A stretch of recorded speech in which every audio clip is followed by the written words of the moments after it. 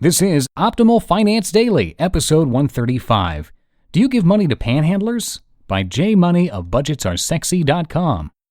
Get ready to maximize your potential with Optimal Finance Daily, the podcast that brings you the best content in personal finance 5 days a week. Your optimal life awaits. Now here's your host, Dan Warren.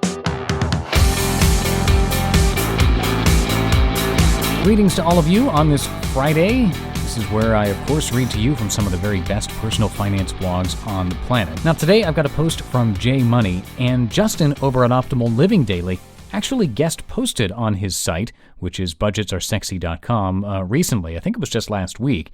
And he talks about what he's learned from tracking his income and expenses down to the penny for 6 years now. It's a fun post with some interesting takeaways. So if you want to check that out, Justin reads it on his podcast, Optimal Living Daily, in episodes 255 and 256, or you can check out the post over at budgetsaresexy.com as well. It was also featured in Business Insider, so you can see it there too.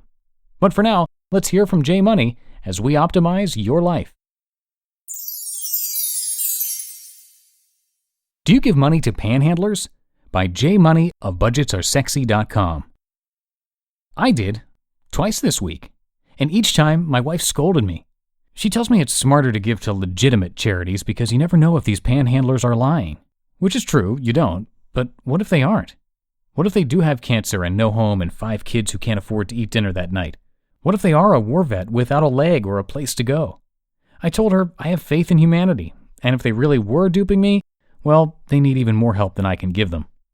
I also reminded her that I don't like giving to charities because I never get to see where any of my donations actually go.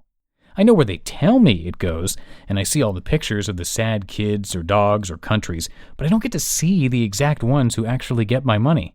I also don't appreciate the 13 emails I subsequently get every week thereafter. Or that when I hit unsubscribe, I start getting requests in the mail instead. I remind her that this was what prompted Nate and I to start Love Drop, our attempt at making a difference in one person's life directly versus 100 or 1,000 or 1,000,000 indirectly. A project we filmed every month so that people could literally see the faces of the people we helped when we handed over their cash or gifts they had mailed in.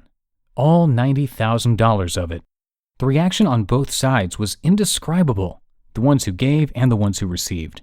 I harbor no ill will toward reputable charities. They're very much needed in this world of ours. I'm just personally more affected by one-to-one interactions than one-to-organizational ones. And since I suck so much at contributing to these places, I have a rule for myself that says I have to say yes anytime I'm asked for money by any one person. There are limits, of course. Like if Uncle Jack wants $5,000 for a jet ski, that doesn't count. But if someone asks to help them fundraise for something important to them, I have to say yes. I may not be invested in the charitable cause itself, but it doesn't matter. I'm invested in my friends and my family. Last month I was asked if I'd contribute to a walkathon for a kid, and I gladly said yes. Yesterday, I was asked if I would contribute to a friend's mission to Africa, and so I said yes to that too. I may not give to world-famous charities, but I'm no asshole.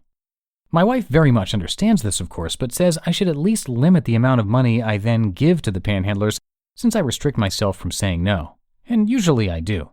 I typically have tons of change and dollar bills in my car console for exactly these situations when asked to give while sitting at a light. But this time, I decided to make it hurt.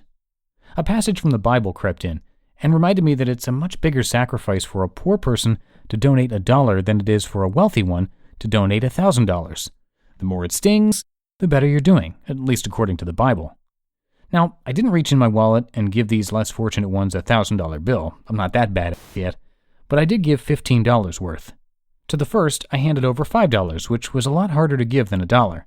And the next, I challenged myself and handed over a $10 bill, which hurt more than the $5 bill and even more so than the $1.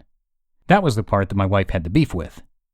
Wasting $1 is nothing, but reaching for the bigger bills is.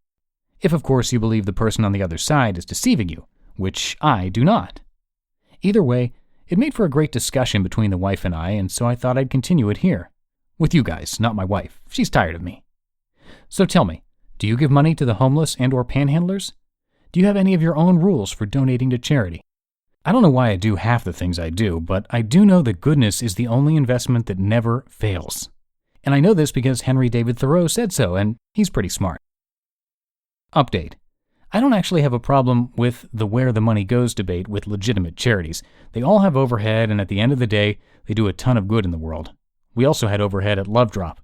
I just have a problem with not physically seeing or knowing which person specifically is getting my money.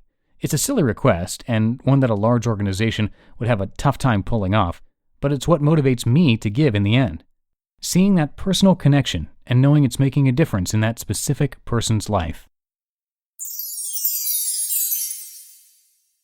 You just listened to the post titled, Do You Give Money to Panhandlers by M.O.N.E.Y of budgetsaresexy.com, and that will wrap up this week's episodes here on Optimal Finance Daily.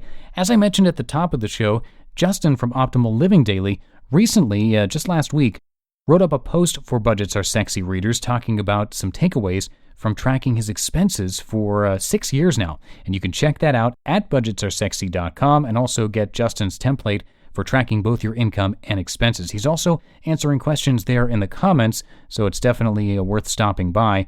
Or you can actually listen to Justin reading the post himself over at Optimal Living Daily, the podcast. That's episodes 255 and 256. And that's another week in the books. I'll be back at you with more posts next week, so have yourselves a great weekend, and I'll catch you on Monday where your optimal life awaits. Hello, Life Optimizer. This is Justin Malik, creator and producer of this podcast, but also Optimal Living Daily, the show where I read to you from even more blogs covering finance, productivity, minimalism, personal development, and more from amazing bloggers like Derek Sivers, Zen Habits, The Minimalists, and all the ones you hear on this show too. So if you enjoyed today's episode and like taking amazing blogs on the go, come on over to Optimal Living Daily and subscribe to that one too. And together, we'll start optimizing your life. You've been listening to Optimal Finance Daily. Be sure to hit the subscribe button to stay up to date on each new episode and head to oldpodcast.com, that's OLDpodcast.com, for a free gift as well as more actionable tips and resources to help you maximize your potential. Thanks for joining us, and remember, your optimal life awaits.